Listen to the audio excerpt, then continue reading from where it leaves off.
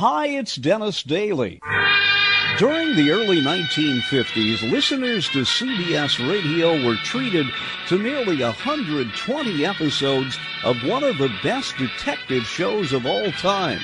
So I'm focusing in on the adventures of Philip Marlowe.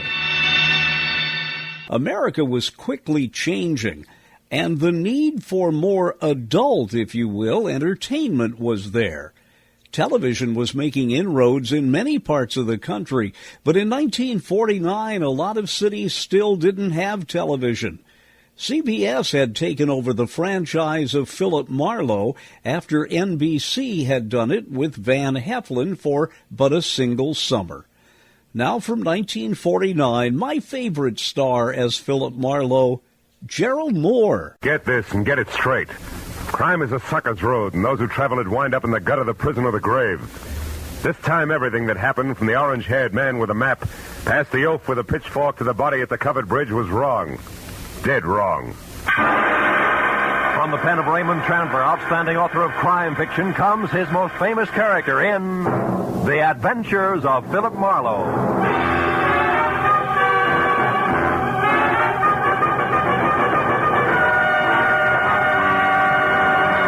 Now, with Gerald Moore, starred as Philip Marlowe, we bring you tonight's exciting story, The Covered Bridge.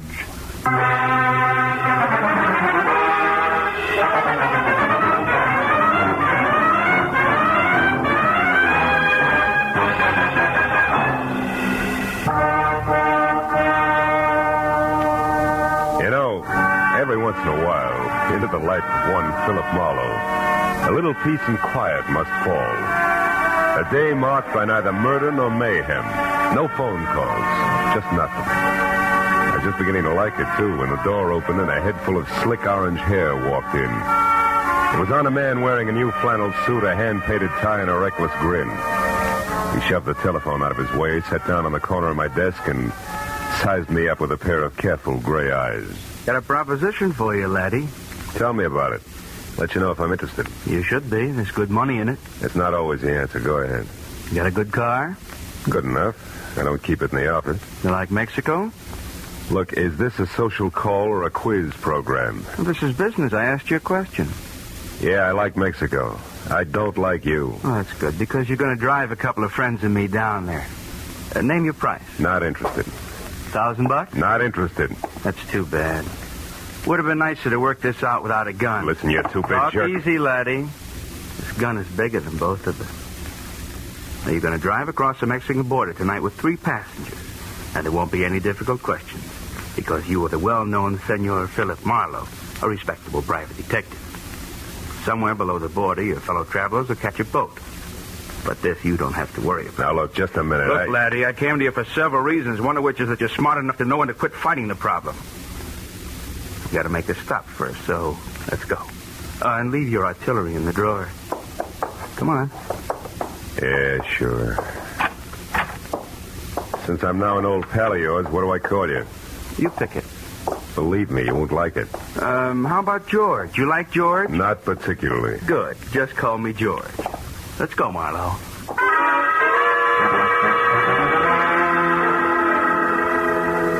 We nodded at the elevator girl, waved goodbye to the kid in the parking lot, and headed south on Highway 101. All with the front of that Mauser nudging my kidney. It was screwy, but I was on my way to Mexico. Don't get ambitious, Marlowe. Not too fast, not too slow. Just keep it rolling nice and steady. I did what I was told and watched for a break. For every foot of 100 miles down the coast. At Oceanside, we cut inland past Escondido and up into the citrus country. Once he dug a little map from his pocket and studied it while we headed into the hills where farms were farther apart. George was busy looking for a turnoff when my chance came, and it came fast. My foot slammed down hard on the brake. George's head struck the windshield, and the gun slipped out of his hand. I dropped 2 wheels in the ditch, but I got the gun. He took one look, then jumped out and ran in a low crouch from the back of the car. Before I could follow him, I heard the truck coming. It was a big 2-section job rolling fast. It topped the rise just as George pivoted toward the road. The truck driver must have seen him just as it hit, because the air brakes locked on all 26 wheels at the same time. I ran to where George lay like a discarded doll at the side of the road. The The truck driver was out of his cab before it stopped rolling. I didn't see him. I come over the rise there. I didn't see him. Take it easy. Honest, I didn't see him. Is he all right? He ain't dead, is he? No, he isn't. He won't be walking much anymore. No, it wasn't my fault, Mr. Honest. I know it wasn't. Get hold of yourself. Gosh, what should we do? I want you to drive to the nearest phone and get the police and then come back. Here's my card. Give it to the troopers. Tell them they can reach me at my office. Yeah, what are you going to do? I can figure out how to read this map of his. I'm going to pay a call on a couple of people who are expecting this guy. Maybe it's just a stubborn streak, but when I'm being used as a patsy, I like to meet the people involved.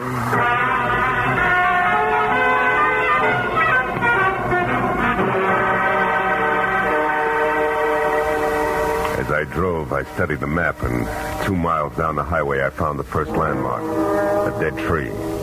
There I left the highway and followed a rocky trail 7 corkscrew miles up a canyon to the next landmark, a bridge. One that looked like it had been lifted out of some rustic Connecticut woods and dropped across the California gorge purely by mistake. Because it was covered complete to roof and walls and made entirely of lumber.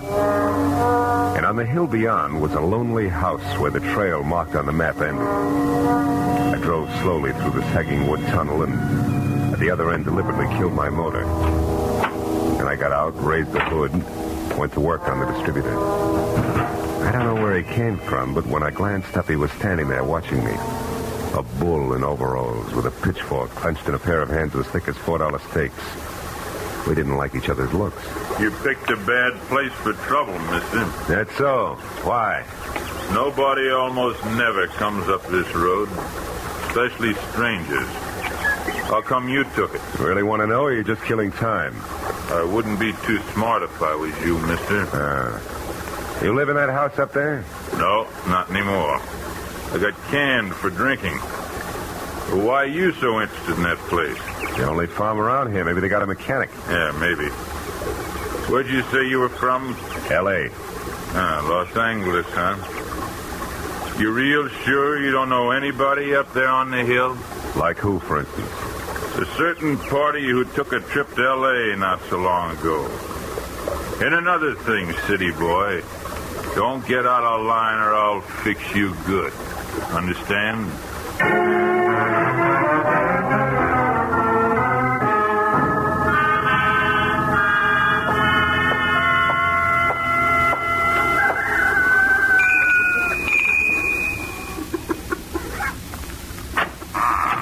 Yes? Oh, yes. No, I mean, how do you do? You want something? Yes, my car stalled at the bottom of the hill. Dolly, who is it? Who's there? A man, Uncle Walter. He says his car broke down. What's that? Your car broke down, you say? Yeah, I don't know what went wrong, Mr. My name is Brule, Walter Brule. Oh, I'm glad to know you. I'm Philip Marlowe. What are you doing on this road, Mr. Marlowe? I thought it was a shortcut. Did you? Well, you were wrong. It's a dead end. Oh. Come inside. Thanks. Look, Mr. Brule, I'd like to have somebody who knows motors come down and look at my car, huh? Mm-hmm. All right, then Ed comes in. I guess he could go down with you. Oh, That's my new hired hand, Ed Fry. Oh. I don't know, Uncle Walter. It's getting pretty dark. Yeah, I was thinking the same thing myself. As a matter of fact, if you can accommodate me, Mr. Brule, I'd just as soon rest up a while and shove off in the morning. I want to pay you for everything, of course. Stay overnight? Oh, I'm afraid that's impossible. Impossible? Why? What's the matter with you, Dolly? If necessary, I'm sure we can arrange to take care of Mr. Marlowe some way. Well, okay. Yeah, that's better. Now, if you want me, Dolly, I'll be out in the barn. Make yourself comfortable, Mr. Marlowe. Your uncle, huh? He owns this place? That's right. My mother was his favorite sister. Oh. You want a cup of coffee? Oh, I'd love it. Haven't had any farm kitchen coffee in ages. You don't seem to have many visitors up this way, Dolly, huh? No, not many. Nice farm, though. Stinks. That's why you run off to L.A. now and then? How did you know about that? I guess. I ran into a friend of yours at the bottom of the hill. A pair of overgrown shoulders with a pitchfork. Said he used to work here. Him. He did up until a month ago. That's Noah Bickman. big dumb goof. Here's your cup. No, thanks. By the way, Mr. Marlowe, where are you heading? No, Mexico, maybe. Mexico. Yeah. You kind of came a long ways out of your way, didn't you? Did I? Dolly. Dolly. We're in here, Eddie. What's the matter? A car at the bottom of the hill. Whose is it? Car belongs to me. It's stalled. Who are you? This is Mr. Marlowe, Eddie. He's on his way to Mexico. Ah, you don't say. And since his car broke down so late, he may stay all night. Uncle Walter said it'd be all right.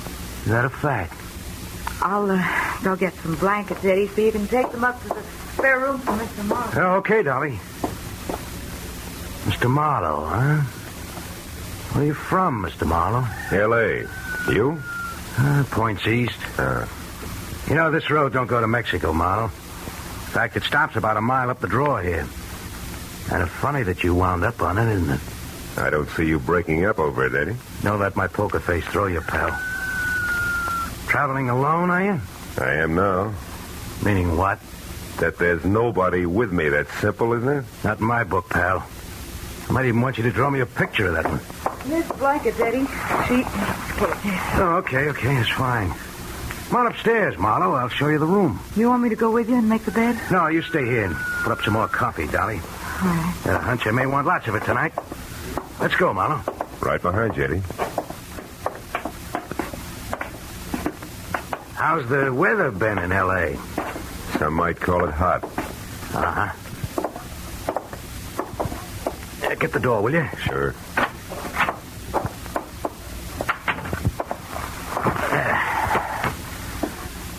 Okay, how come it's you, pal? I got good credentials, a car, and a tight yap. You better be right on all three. How'd you find me? Little map, Eddie. From Escondido to the dead tree to the covered bridge, and then up here it's a cinch. Why'd you show alone? Where's Red? Got to meet us at the border. He's had a month to line this up while I've been holed up out here in the sticks making like a farmhand. Well, better work, that's all. If we're picked up this time, it's curtains. Oh, incidentally, you got a gun, haven't you? Yeah, sure. Let's see it. No dice, Eddie. Red didn't tell me everything, just enough. So? So you'll get your money's worth. I'll do what I'm supposed to do and no questions asked, for my little automatic and I stick together regardless, real close, together. Okay, Marlowe. Suit yourself. I will. And something else. The rest of the company is going along. Is that all set? Well, we'll see about that when the time comes. You're not leaving any loose ends around, are you? It's not your worry, pal. We'll get out of here around 11. Oh, and that routine about your car being stalled, it is a gag, I hope. Oh, sure, it won't start. If anybody tries, but in 10 seconds with a screwdriver, I can fix it. You're okay, Marlowe. Just keep playing your game. Yeah, I will. Maybe then I'll find out what the score is after all, huh? You might at that. Come on, let's eat.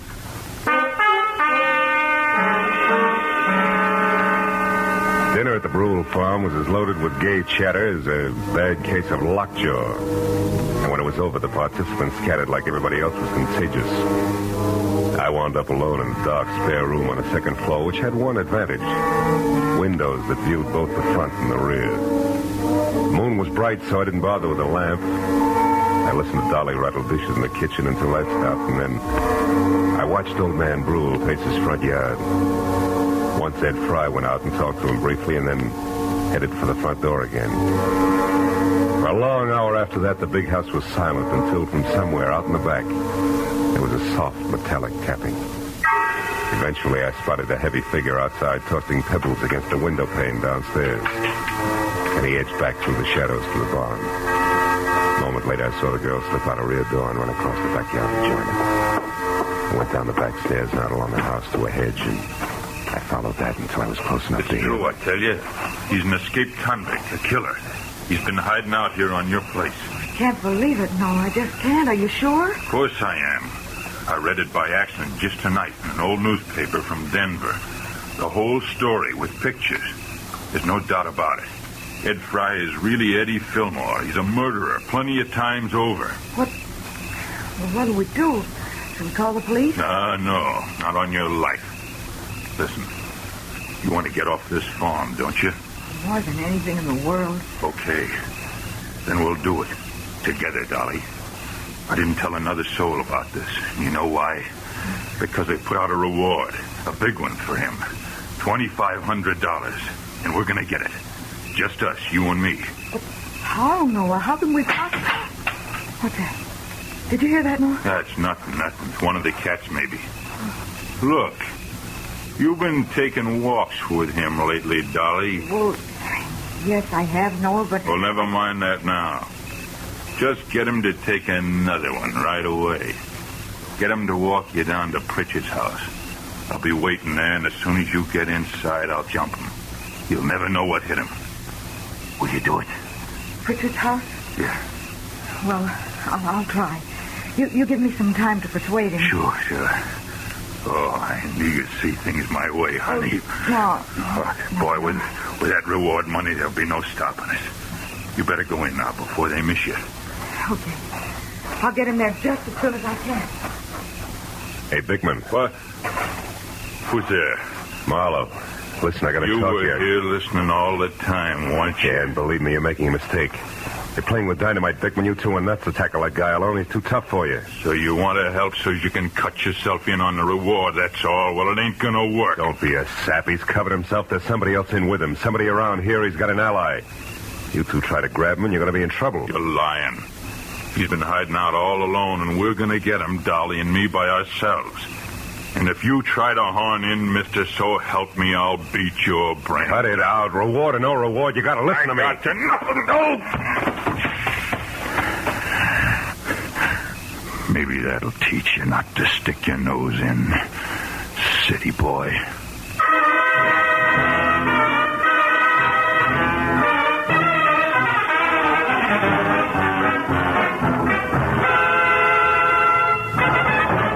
In just a moment, the second act of Philip Marlowe. But first, Fred Allen's first appearance on the CBS Jack Benny Show. Al Jolson sings, but the face is Charlie McCarthy's. Andy of Amos and Andy goes on trial for deserting his bride by mistake. Those are three headlines that guarantee you a world of fun on CBS tomorrow night. Yes, this third Sunday of the new year will be an all-time high in radio entertainment. Hear them all on CBS tomorrow night. Now, with our star, Gerald Moore, we return to the second act of Philip Marlowe and tonight's story, The Covered Bridge.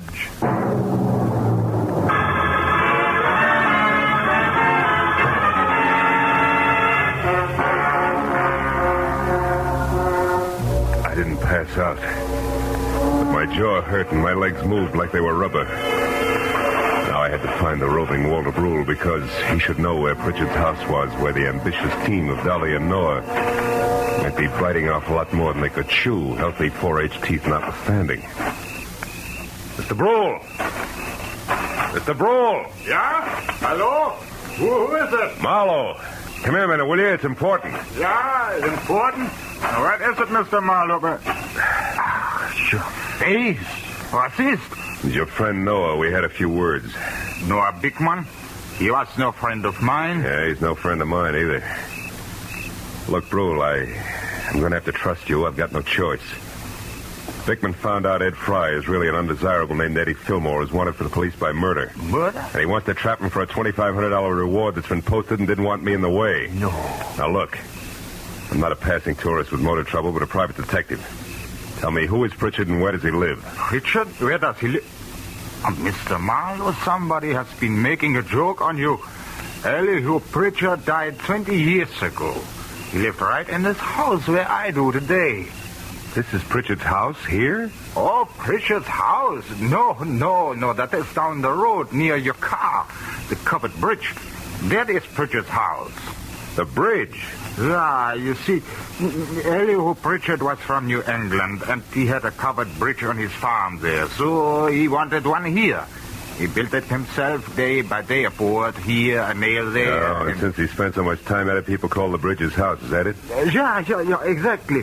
But then, why is it important? Because of a meeting, Mr. Brule, a get-together that I don't think is going to be on the quiet side. Let me borrow your flashlight, will you? Sure. Now get back inside and call the police. But what are you going to do? Reinforce the reward happy sweethearts and keep an eye out for someone I haven't met yet. A third party Eddie Fillmore plans to tour Mexico with.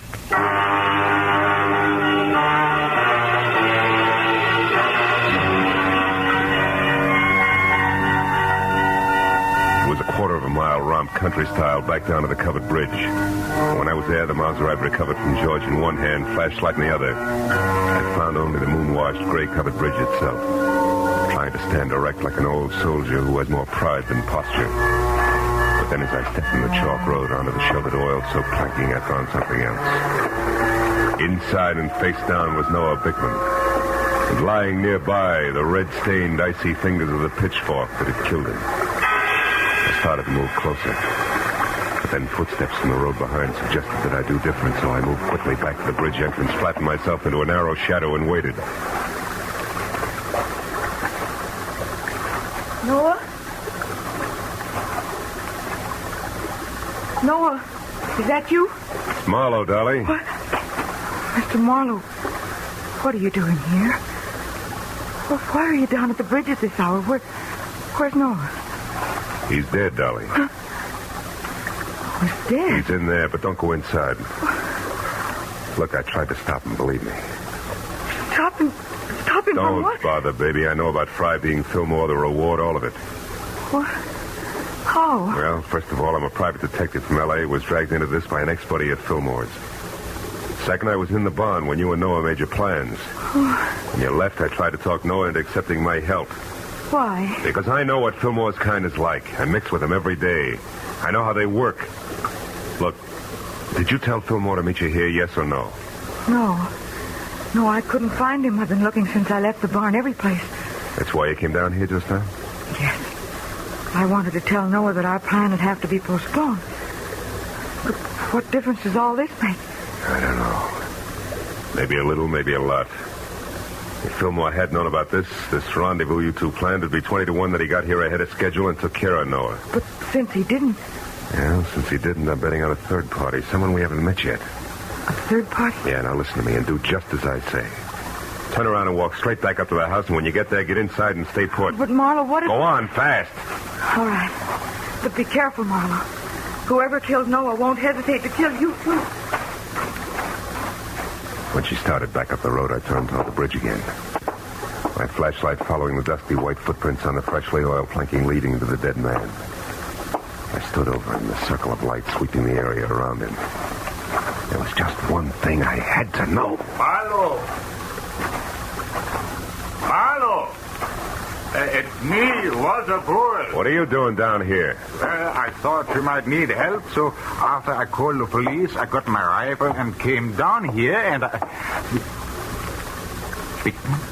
Yeah, he's dead. The prongs on that fork went right through him. How terrible. Yeah. Look, Brule, was this planking freshly oiled today? Yeah, right. I just wanted to make sure those chalk footprints were made today. But what do Brule, footprints... you stay here and see that no one enters the bridge. But where are you going? Up to your house in a hurry, because I think I know who the killer and the third party is.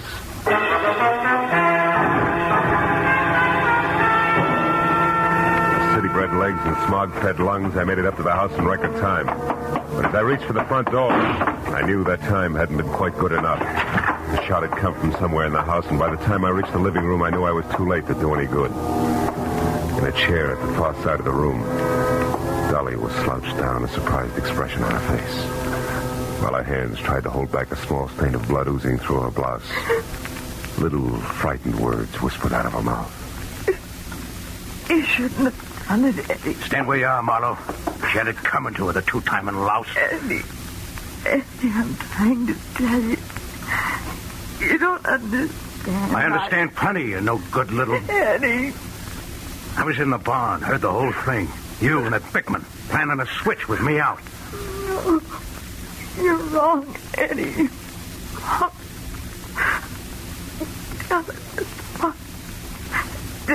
Tell it. Dolly didn't try to double-cross you, Eddie. She only pretended to so she could set Noah Bickman up and kill him. That's what she did. No, you're a liar. True. That's what I tried to say. I don't believe it.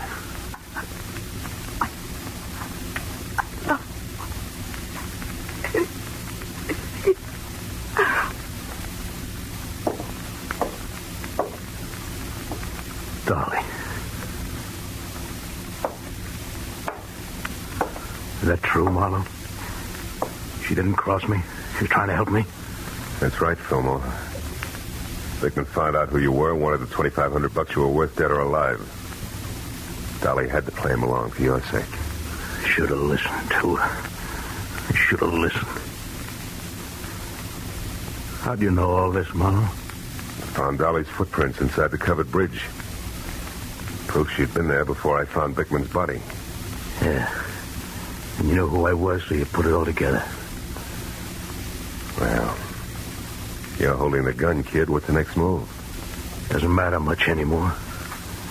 I could still am out of here for Mexico. Somehow I don't want to. Not without Dolly. Phone the police, Marlowe. I'm not going anywhere.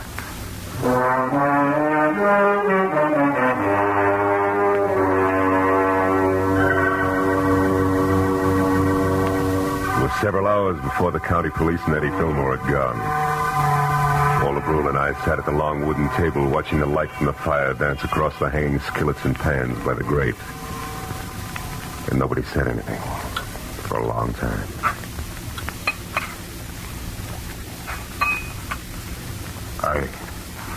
I suppose hot apple pie at 4 in the morning seems odd to a man from the city. That's all. 4 in the morning is sometimes the middle of the day in the city. Yeah. More coffee, Mr. Marlowe? Yeah, please. Thanks. You know, Dolly wasn't really a bad girl. It was just that sometimes she didn't think, and... A woman who loves like that doesn't think, Mr. Brule. She just feels. Maybe in some way it is my fault, the whole thing. No. It's nobody's fault, Mr. Brule. She was trying to do the right thing for the guy she loved. Yeah. Well, your bed is still ready if you care to stay. Oh, thanks. Sure, I'd like to. If you can find your own way up, I think I'll sit here just a minute longer. Sure. Night. Good night, Mr. Marlowe.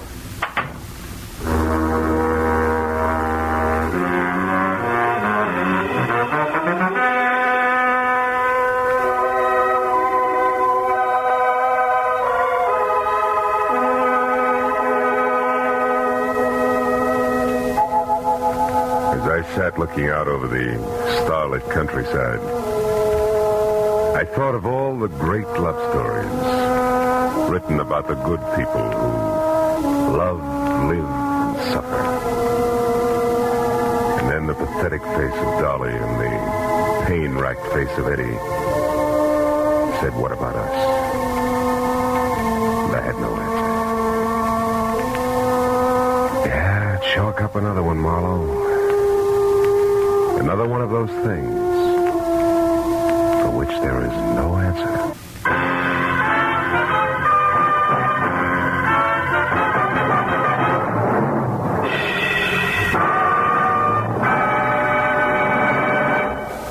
This is Roy Rowan speaking. This is CBS, the Columbia Broadcasting System.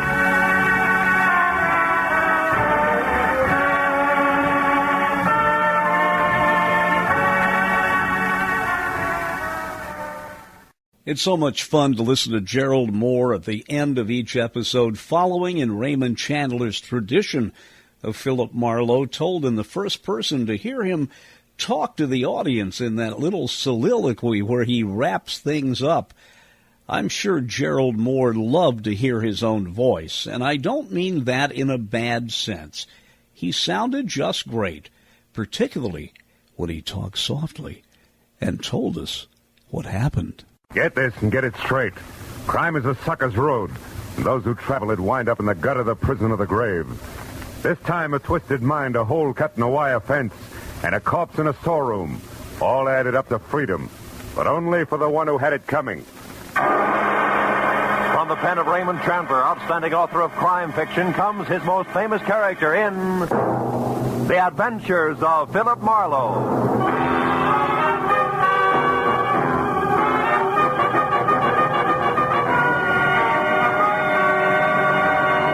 Now, with Gerald Moore, starred as Philip Marlowe, we bring you tonight's exciting story, The Bid for Freedom.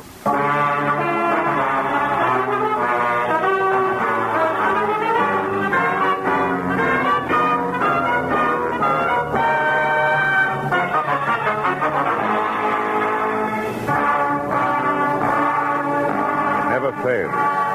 When you worry over your bank statement, then hug your office phone from 9 to 5, anxious for business, nothing happens.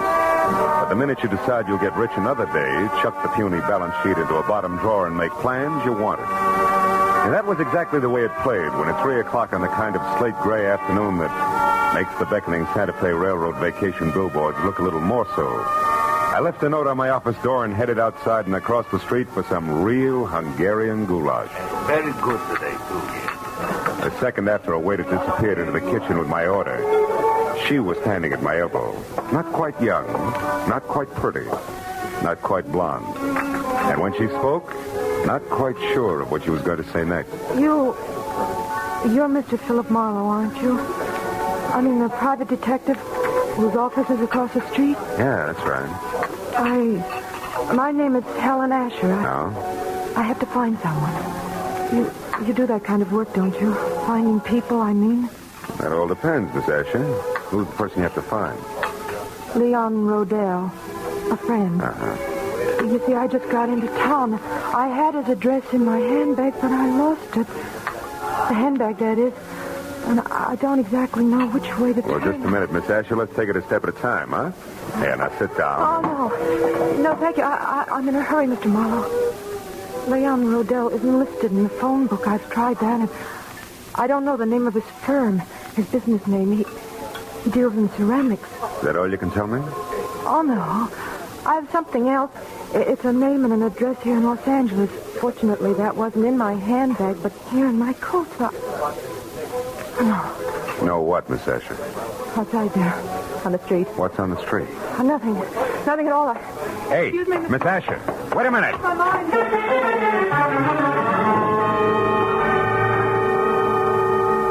There'd been a sort of sad look about Helen Asher that made me want to help her.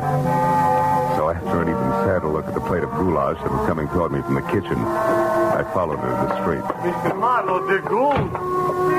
When I reached the sidewalk, she was across the street in a cab and away. That might have been the end of it if something small and ugly that had been standing just outside the restaurant hadn't turned and moved into the alley alongside the building. On a hunch that he'd had something to do with the sudden exit of Miss Asher, I followed him and found him standing next to a line of empty ash cans, calmly lighting a cigarette. You always run into alleys to light your cigarettes? You always concerned? What do you know about Helen Asher? Helen Asher? I haven't any idea who you're talking about. Come on, little man. I'm talking about the gal who just got into that cab. Do the words begin to flow, or do I wring them out of you? Hey, get your hands off me. You're ripping my pocket. You're lucky it isn't your nose. Come on, talk. All right. It's no secret. Here, it's all in this letter. Look, right here. Oh!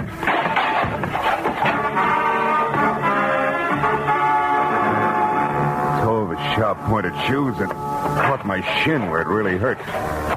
By the time I was out of the ash cans, back on my feet, I knew the damage had been more to my dignity than anything else. I knew also that the little man was gone, and I had no idea where. I was halfway out toward the street before I realized that I still had the little man's letter clenched in my hand. It was from an Omaha life insurance company and addressed to one Eldon Hook, 31 Marlboro Drive, Sunnydale, California. Sunnydale wasn't just around the corner, but the fear I'd seen in Helen Asher's face, plus a score to settle with Eldon Hook, said the 20-mile drive into the San Fernando Valley was a minor point.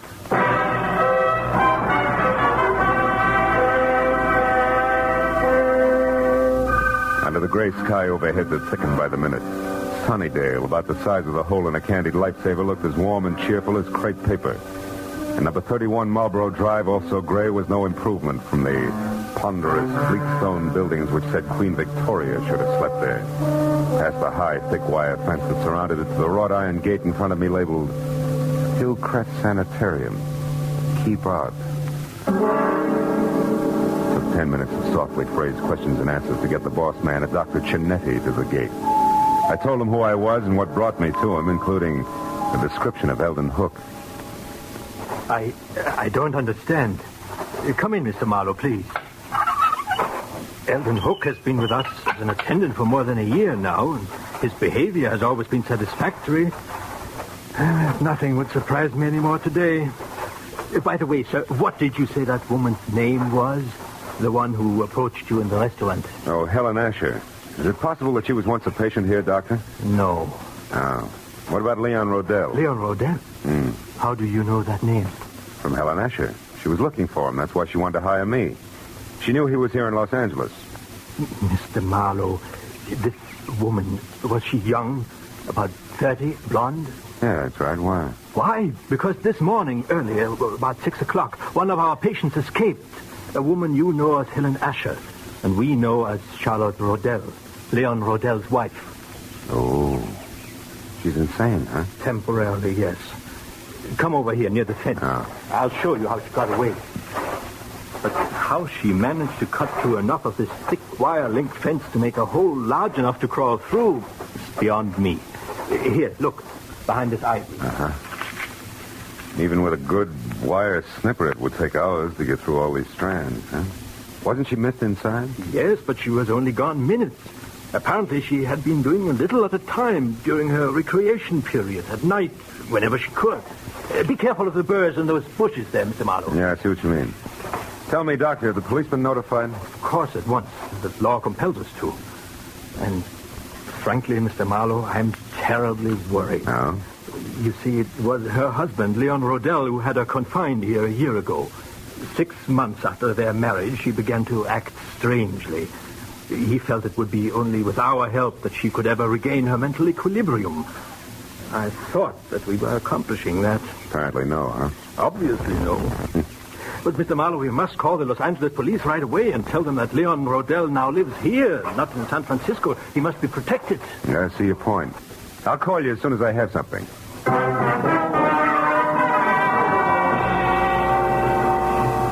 When I first started Marlboro Drive in Sunnydale, it had been a combination of interest in a sad-eyed girl and a strong desire to punch Eldon Hook on the nose. Now it was business. It took 20 minutes of fast driving to get over to Lookout Terrace in the hills that separate Hollywood from the San Fernando Valley, and 3840 itself. The house was a squat chunk of ovally stuccoed archaic California architecture at the top of a steep driveway. When I was out of my car and walking toward the front door, everything was black, except tiny pinpoints of light sparkling up from the floor of the valley I just left. Good evening, sir. I hope I didn't startle you, Mr. Rodell. Mr. Rodell? Oh, I know your name. Yes, sir. And I know some other things as well. Like what? Oh, incidental facts. Like, well, it's cold in there. So you haven't been home in hours. And? And the refrigerator's empty, so you're only staying here off and on. Also, the old mail inside, phone bills, etc. They don't have your name with this address. So this is probably a friend's house. Which totals to what? To 0, maybe. 0, Mr. Rodell, like you're going to total if you don't pay the money you owe to my good friend in San Francisco.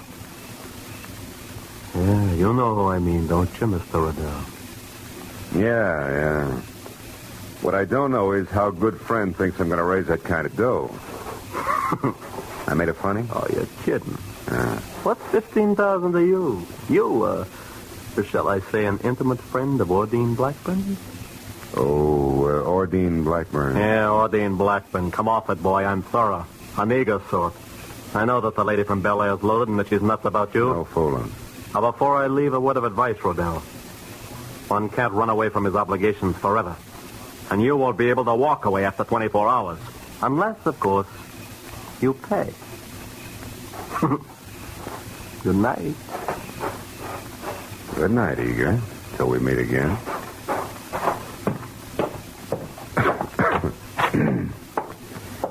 Oh.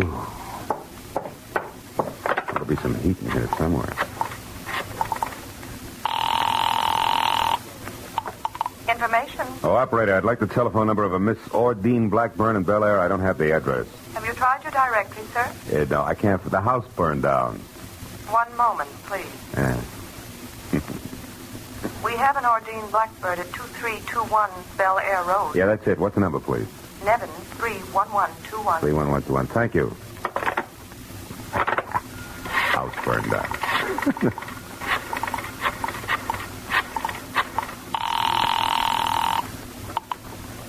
Hello? Hello, Miss Blackburn. Yes, this is she. Miss Blackburn, my name is Philip Marlowe. I'm a private detective who at the moment is anxious to get hold of Leon Rodell. You know where he is? Well, yes, I do, but I don't think... Now, please, it's important. Leon Rodell's life is in danger. I want to help him. Leon's life? What's going on, Mr. Marlowe? Well, there isn't time to explain, believe me. That's what she said, but Who said? Someone who called about 20 minutes ago. A Miss Helen Asher. Oh? She said she was supposed to meet Leon at his storeroom about purchasing some ceramics, but she forgot his address there. Did you give it to her? Well, yes, I did. Oh, great. She's the one who's after him. What's that address? Come on, quick. 3909.5 Ventura Boulevard. Ventura. It's in the rear of a parking lot. But tell me, Mr. Marlowe, what's Well, wrong? there's plenty wrong. For one thing, Talk to you again, baby, some other time. I doubt it, Mr. Rodell. Jumped to a hasty conclusion, didn't I? Yeah, you did, Eager. You see, I'm really only a bill collector, just like yourself, so why don't we... make up? Not a chance, sweetheart. I wouldn't be happy that way. I wouldn't know when you were telling the truth and when you were lying. You know what I mean? The Marlowe. Now, as I said before, good night.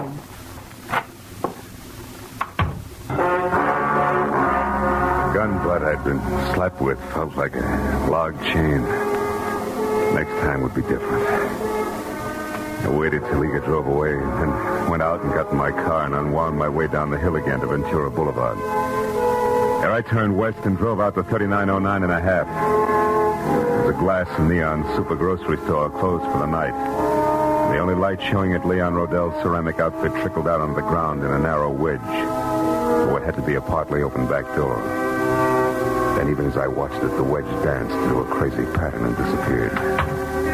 I ran for it and got there just in time to see Charlotte Rodell dart down the alley. A second later, she vanished in the shadowy jumble of backyard buildings. I knew there was no use trying to follow her. Instead, I eased the storeroom door open and looked into a room full of flower pots, lamp bases, and dishes. Nothing moved. Charlotte, I was sure it had a reason for running, so I went in, toward a table in the corner where the only light was burning. I was almost up to it before I saw the reason. Yeah, it was a good one. Eldon Hook, the sanitarium attendant, was on the floor behind the table, his body still trying to arch away from the knife in his back. I bent over and he opened his eyes. They were already cloudy. I was close. I found the hole in the fence, and I knew Ordine was... Ordine what, Hook? Who did it? Can you tell me? I never figured out. I left Eldon Hook just as he was. Went to the door that opened to the front of the ceramic shop. A desk was there with a phone on it. I got halfway through the Homicide Bureau number when a silhouette showed up at the curtains at the front door. I put the phone down, stepped back into the shadows, and waited.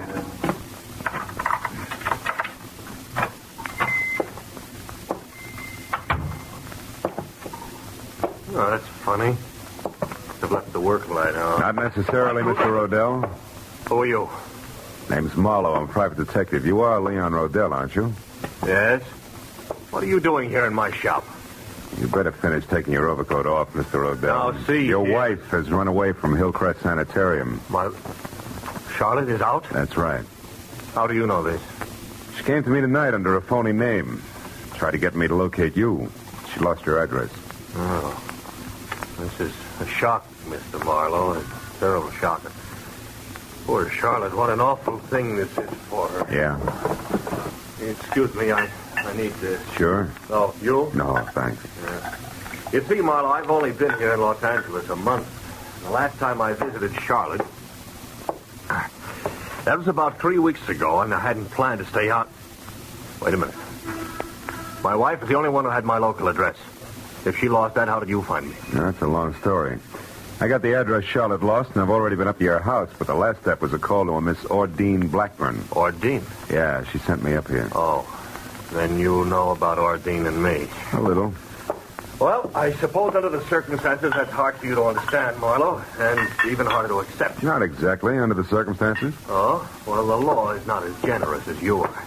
Has no room for understanding. Insanity isn't grounds for divorce until after 3 long years have passed. And maybe Miss Blackburn doesn't want to wait that long, huh? Well, to be frank, I don't know.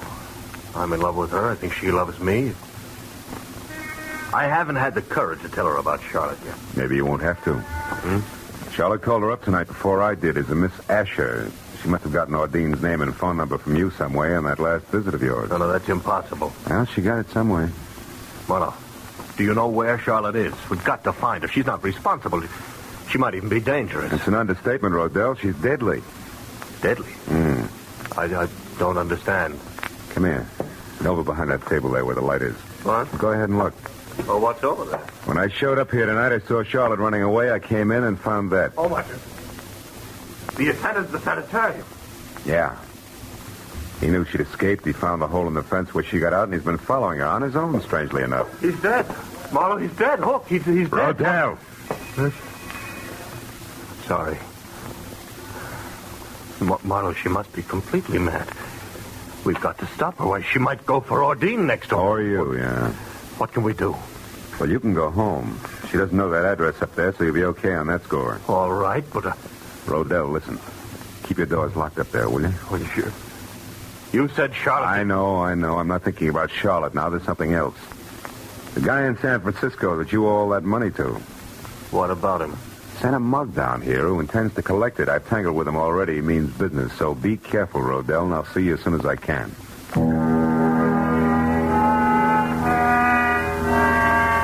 I watched him go out the door limply, his head down. He looked about as tough as a bowl of whipped cream. And I went back to the desk again and saw that he'd left his overcoat where he dropped it on the chair. I called the police, gave him the word on Charlotte, and when that was over, I had to switch on the desk light to check the sanitarium number before I could call Dr. Chinetti. That's when I saw the letter lying on the desk, an important letter. But for one reason only. It was addressed to Leon Rodell at his house on Lookout Terrace. It was an open invitation to anybody who'd come to the shop looking for that particular piece of information. And there was no doubt in my mind that Charlotte had seen it, which made it long past time for me to get up there and on the double. I turned, headed for the door, and stopped all in one motion. The pair of headlights slashed at the windows and then blinked out. I stepped back out of the circle of light from the desk lamp and waited. A second later, the hulk of Mr. Eager filled the open back door. He was still very sure of himself. He took in the storeroom with one long glance and then sidled through the clutter as deftly as a rumba dancer toward the door where the desk and I were waiting. The instant he got within reach, I swung! You again, you dirty lout. Major, pitch once, big man. Why don't you sit on it? Why, you... That squares the top of that clip on the chops you gave me. Oh, no. No, not quite. Even Steven now, big man. He went down that time. He took the chair, Rodell's overcoat, and half the stuff on the desk with him. He was still moving, trying to free himself of the tangle, so I reached for him again, but got only a fistful of the overcoat Rodell had left behind. And suddenly, my hand stung like I'd grabbed the wrong end of a bumblebee. I jerked it back and looked at the palm. Something was stuck to my skin, something I couldn't understand. Until finally realization oozed through the molasses in my brain. I left and ran all the way to my car and almost sprung the frame, twisting up Lookout Terrace.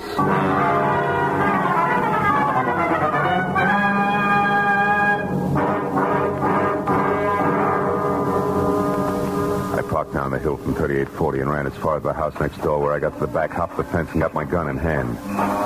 As I expected, Leon Rodell was there, and so was Charlotte in a coupe.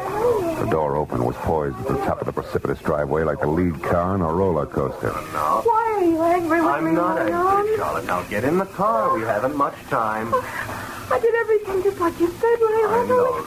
I lost my hand up with your address, and The car, Charlotte. I had to find you, didn't I? You did fine. Everything.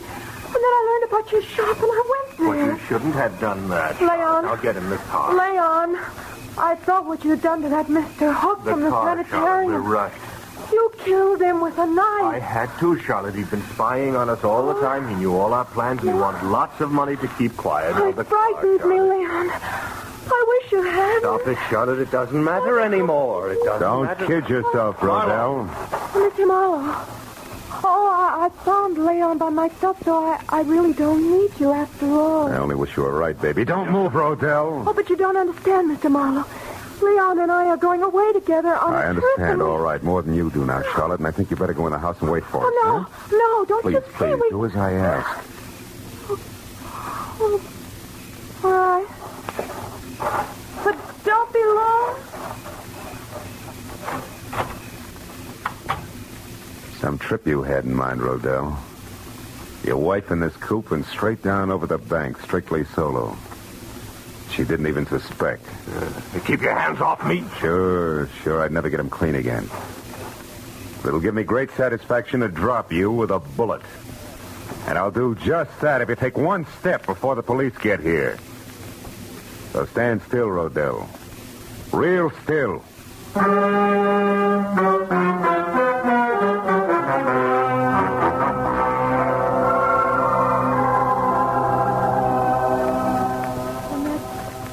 What happened, Dr. Giannetti? I'm sorry you were worried, and I'm awfully glad I'm back.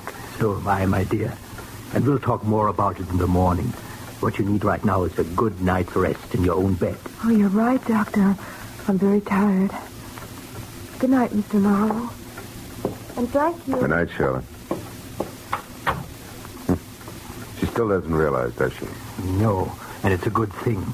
Plenty of time for that later when it can come gradually. At this point, she could tear herself to pieces over a thing like this. Yeah. Her husband who urges her to run away and helps her do it for the sole purpose of getting her out where he can kill her. Not much security in that setup, huh? No. You mentioned another woman, Mr. Marlowe. Miss Ordine Blackburn. Oh, Ordine, yeah. Gullible rich girl without much on the ball. Rodell planned to marry her and solve all his money problems. Believe me, Doc, he had them, big ones. I see. Well, she's better off this way. Yeah. 6 months of marriage to Rodell, and she'd have been a candidate for your sanitarium herself. He's that kind of a guy. And my late employee, Eldon Hook? Well, he knew that Rodell had been urging his wife to run away and that he cut that hole in the fence. Hook found out that Rodell was interested in Ordine, and he tried to shake Rodell down. Signed his own death warrant on the spot. You know, it's sometimes frightening to me, Mr. Marlowe, to realize how many warped and twisted minds there are that never get help until it's far too late. But there's always some good in every bad thing, they say. What about this case? Charlotte. I expect her to recover completely soon, because now the main contributor to her neurosis, so to speak, is gone forever.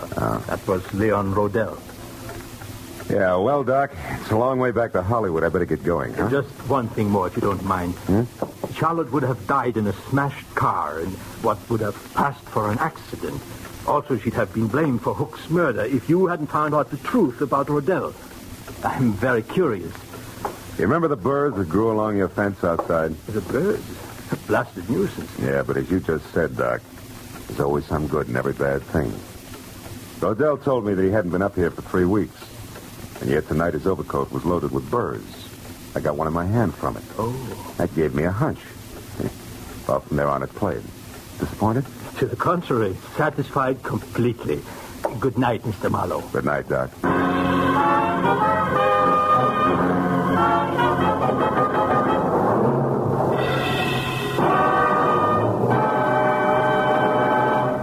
Battered but unbowed by his bout with Fred Allen last Sunday night, Jack Benny will be back at the same old stand tomorrow night, jaunty as ever, and why not? Jack has just been elected the King of Hearts by the American Heart Association. Listen for Jack Benny tomorrow on CBS. This is Roy Rowan speaking. Now, stay tuned for Gangbusters, which follows immediately over most of these same CBS stations. This is CBS, where Philip Marlowe takes the case every Saturday night, the Columbia Broadcasting System.